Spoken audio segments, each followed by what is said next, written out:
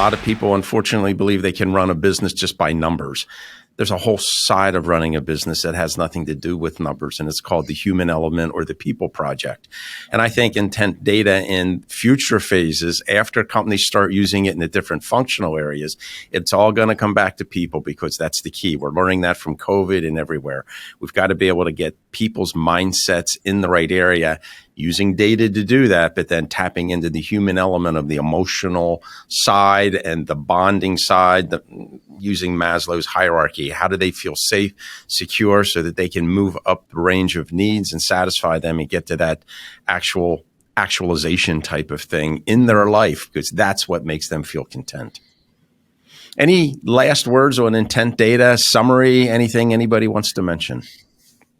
I think for me, one area we didn't even dive into is like it in context of data science too.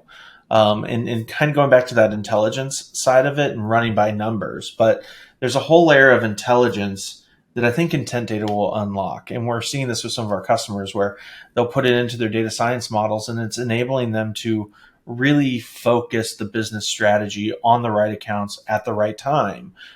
Things and looking holistically at like customer lifetime value. Like if I'm going to sign a pizza company versus, a hypergrowth startup company, even though they may look basically the same except for what they do in terms of employees, revenue, all that, like the lifetime value of one is far greater than another. And intent data can help you start to unpack that and see that next level of bringing the science in while still unlocking that human element that we were just talking about there. Because these are people doing this research. And we're just trying to make our businesses just that little bit smarter so that they, we're focusing that investment and that effort. Bill, any last thoughts? Yeah, it's funny. Jeff said a lot of what I was going to say.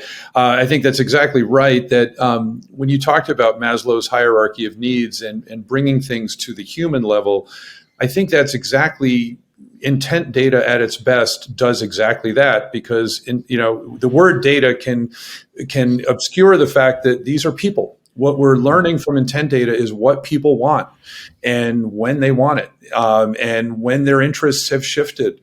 And so that is always what businesses want to know. And now they have a new way of learning that fast. And that's the power of intent data. Okay.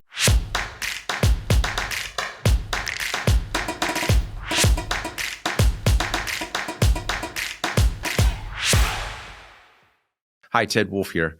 I want to thank you for joining us for this Implementors video.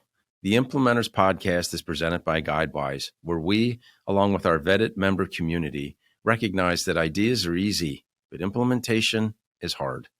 To learn more about getting things done with Guidewise, please visit us at guidewise.io. And to conquer your implementation struggles, please like and share this video and subscribe to our channel. Happy implementing.